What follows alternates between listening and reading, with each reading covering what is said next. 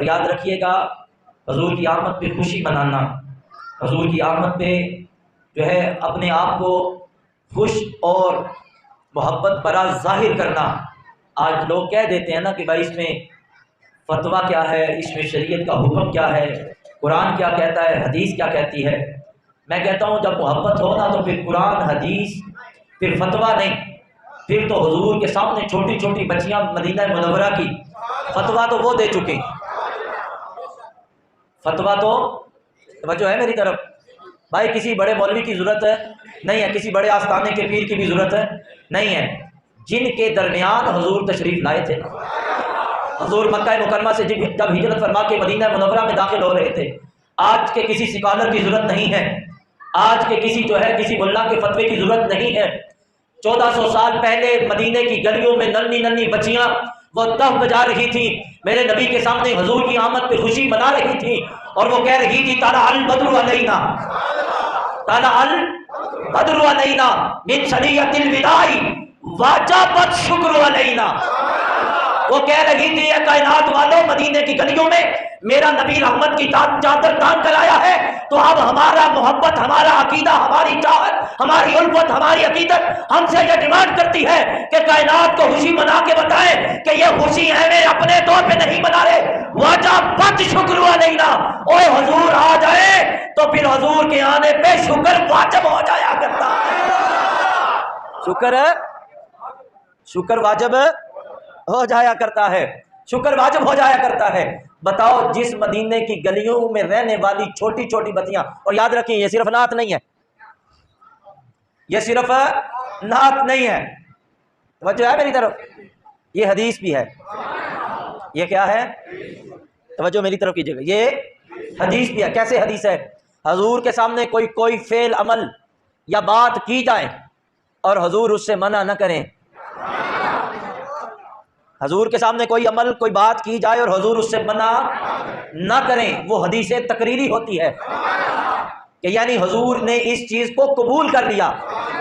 مطلب کیا کہ وہ ننھی بچیاں جو دف بجا کے، اور یاد رکھیے بچیاں نابالغ ہوں دف بجا کے آج بھی پڑھ لیں تو جائز ہوگا، وگرنہ بڑی عورتوں کو اجازت ہے، بولیے گا ذرا، مردوں کے لیے بھی نہیں ہے، یہ ننھی بچیاں آج بھی پڑھ لیں دف بجا کے، شریعت محمدی، کیونکہ ابھی ان پہ شریعت نافذ نہیں ہوئی، وہ مکلف نہیں ابھی، وہ آج بھی پڑھ لیں۔ وہ بچیاں کہہ رہی تھی واجبت شکر علینا، لوگوں حضور آ گئے، اب تو شکر واجب ہو گیا ہم پہ، اب حضور آ گئے۔ اب کیوں نہ ہو، کیا وہ قرآن یا حدیث کے باہر بات کر رہی تھی؟ سنیے گا، رب تعالیٰ قرآن مجید میں فرماتا ہے وَلَوْلَا فَضْلُ اللَّهِ عَلَيْكُمْ، اگر تم پر اللہ کا فضل نہ ہوتا، وَرَحْمَتُهُ، اور اس کی رحمت نہ ہوتی، تو مولا پھر کیا ہوتا؟ اب آپ نے امت اجابت میں ذرا دیکھنا، امت اجابت وہ ہوتی ہے جس نے کلمہ پڑھ لیا، جنہوں نے کلمہ نہیں پڑھا وہ امت دعوت ہے، وہ امت اجابت نہیں ہے۔ اب امت اجابت میں آپ نے غور کرنا ہے، میں کسی کا نام نہیں لیتا، لیکن ہر بندہ یہ علم، عقل اور شعور رکھتا ہے، سمجھیے گا قرآن کو۔ رب فرماتا ہے وَلَوْلَا فَضْلُ اللَّهِ عَلَيْكُمْ وَرَحْمَتُهُ، اگر تم پر اللہ کا فضل نہ ہوتا اور اس کی رحمت نہ ہوتی تو پھر کیا ہوتا؟ لَاتَّبَعْتُمُ الشَّيْطَانَ إِلَّا قَلِيلًا، رب فرماتا ہے تم میں سے اکثر ایسے ہو جاتے جو شیطان کے پیروکار ہوتے۔ کیا ہوتے؟ اتباع کرتے وہ کس کی؟ شیطان کی۔ یا اللہ ہوئے، فرمایا الا قلیلا، ہوئے ہیں اس کے پیچھے بھی کچھ، گئے ہیں اس کے قدموں پہ چلنے والے بھی کوئی اس کے پیچھے پیچھے، الا قلیلا، مگر تھوڑے۔ اب میں آپ کے سامنے یہ تھا گولی گالی نہیں ہے، تحقیق ہے، میرا سوال آپ سے ہے، اس وقت امت اجابت میں کلمہ پڑھنے والوں میں آپ سے سوال ہے، میلاد منانے والے تھوڑے ہیں کہ میلاد سے روکنے والے تھوڑے ہیں؟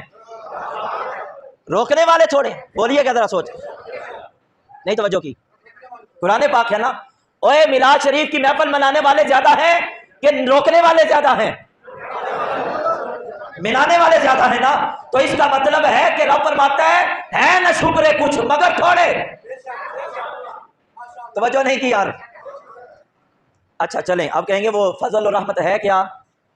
ایک نہیں بھی، اگر مجھے آپ 1 درجن مفسر کہنا تو میں دکھانے کو تیار ہوں، اور بڑک بھی نہیں ہے، حقیقت بیان کر رہا ہوں۔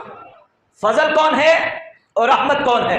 امام فخر الدین رازی تفسیر کبیر، امام جلال الدین سیوطی تفسیر در منصور، امام حسن تفسیر خازن کے اندر، اور اس کے علاوہ چلو دور کا جانا، کسی نے کہاں جانا ہے، ہم کہتے ہیں تفسیر حسنات کا مصنف لاہور میں ہے، تفسیر نعیمی کا مصنف گجرات میں ہے، دور نہ جاؤ، انہوں نے بھی بہت سے مفسرین کے جو ہے وہ حوالوں کے ساتھ نقل کیا، فرمایا یہ جو فرمایا وَلَوْلَا فَضْلُ اللَّهِ عَلَيْكُمْ وَرَحْمَتُهُ، اللہ کا فضل اور رحمت ہے کون؟ فرمایا امتیوں تمہیں مبارک ہو، فضل بھی تمہارے آقا ہے، رحمت بھی تمہارے ہی آقا ہے۔ فضل بھی حضور ہیں، رحمت بھی، اور جنات حضور فضل ہے میرے نہ بولیو، فضل بھی حضور ہیں، رحمت بھی حضور ہیں۔ یا اللہ فضل اور رحمت ہو تو کرے کیا؟ فضل اور رحمت ہو تو بھائی سنیو، ہم ایک انچ بھی نہ قرآن کے حکم سے باہر ہیں نہ حدیث کے حکم سے باہر ہیں، پیار سے سبحان اللہ۔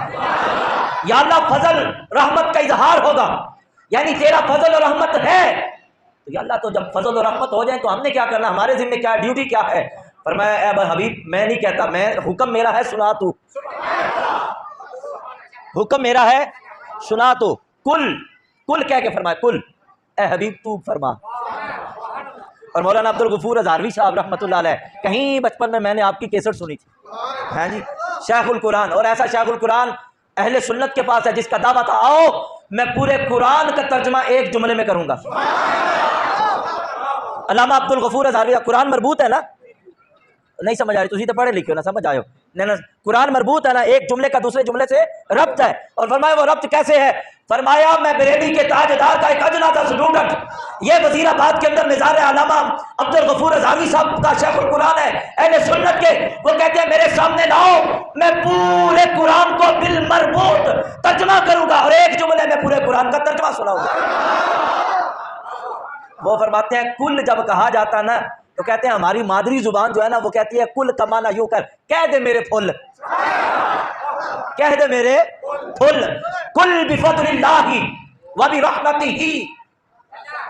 فرمایا حبیب ان کو فرما دو جب تم پر اللہ کا فضل ہو جائے اور اس کی رحمت آ جائے، فَلْيَفْرَحُوا، فَلْيَفْرَحُوا، فا ہے بس اسی وقت، یفرحوا پھر خوشیاں منایا کرو، پھر کیا کیا کرو؟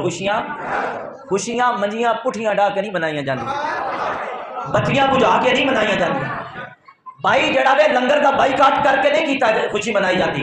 بھائی تمہارے گھر میں کیا ہے؟ کہتے میرے بیٹے کی شادی ہے، بتیاں کیوں لگائی ہیں؟ کہتا خوشی کا اظہار ہے۔ دوستوں کو کیوں بلایا ہے؟ خوشی کا اظہار ہے۔ لنگر کیوں پکایا؟ خوشی کا اظہار ہے۔ کاٹ کیوں چپوائے؟ کہتا خوشی کا اظہار ہے۔ میں اب سوال یہ ہے بیٹا تیرا افضل ہے کہ آمنہ کے لاکھ کا افضل ہے؟ توجہ ہے میری طرف؟ آگے میں آپ کے سامنے رکھ رہا ہوں مضمون، اگر دل کو اچھا لگے تو سبحان اللہ، نہ لگے تو میں آپ ہی سبحان اللہ، میں نے تو سمجھ آندی نا جو بیان کر رہا ہوں۔ توجہ ہے؟ اچھا بھائی تم لائٹیں لگاؤ بیٹے کی خوشی پہ تو جائز، میرا سوال ہے، پھر ہم سے سوال ہوتا ہے اچھا چلو تمہیں زیادہ خوشی ہے، صحابہ لائیں سن لائٹر، صحابہ نے لنگر پکائے تھے، میں نے کہا جو صحابہ نے نبی کا میلاد منایا میں اور آپ منا نہیں سکتے، توجہ نہیں کی۔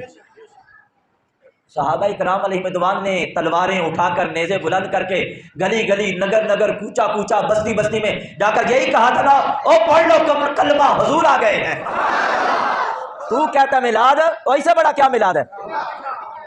میلاد کا معنی ہے ہمارے اہل سنت کے ہاں حضور کی کسی عظمت رفعت اور کمالات کا تذکرہ کرنا، حضور کا ذکر کرنا۔ حضور آئے ہیں تو لائٹیں لگیں گی، لنگر پکیں گے، غلام اکٹھے ہوں گے، چہرے پہ خوشی کے اثرات ہوں گے، زبان پر صلی اللہ کے ترانے ہوں گے، اور بھائی نہیں کوئی غلط حرکت، ڈھول ڈمکا تاشا باجا